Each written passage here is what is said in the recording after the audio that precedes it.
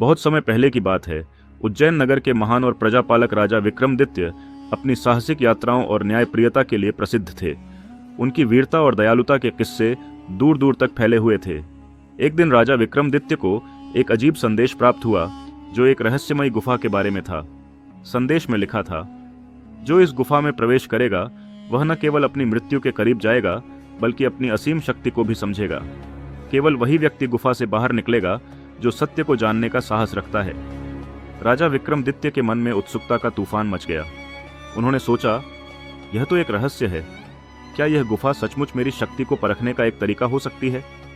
राजा ने अपनी सेना को निर्देश दिया कि वे गुफा का रास्ता साफ करें और वे अकेले ही गुफा में प्रवेश करेंगे। रात का समय था और चांदनी रात में गुफा का मुंह बेहद डरावना लग रहा था। हवा में ठंडक थी और गुफा से आने वाली अजीब सी आवाजें राजा के हृदय को और भी बेचैन कर रही थीं। राजा विक्रमादित्य ने कदम बढ़ाए और गुफा में प्रवेश किया। गुफा के अंदर घना अंधेरा था, लेकिन उनकी आंखों ने धीरे धीरे अंधेरे में देखना शुरू कर दिया। अचानक गुफा की दीवारों पर चमकते हुए रहस्यमयी शब्द उभरने लगे।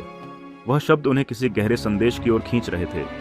वह गुफा की गहराई में जाते गए जब तक वह एक विशाल कक्ष में नहीं पहुंचे। उस कक्ष में एक सिंहासन रखा हुआ था और उसके पास एक मूर्ति थी जो राजा विक्रमादित्य को घूर रही थी। मूर्ति के पास एक किताब पड़ी हुई थी।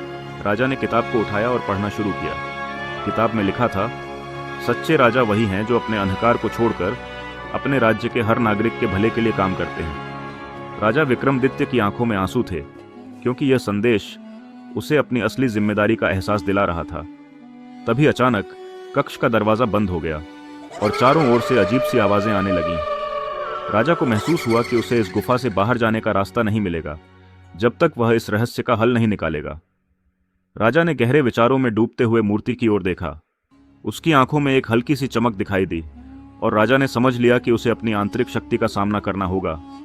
वह अपने आप से बोला, मैं न केवल अपने राज्य को बल्कि अपने आप को भी न्याय दे सकता हूं।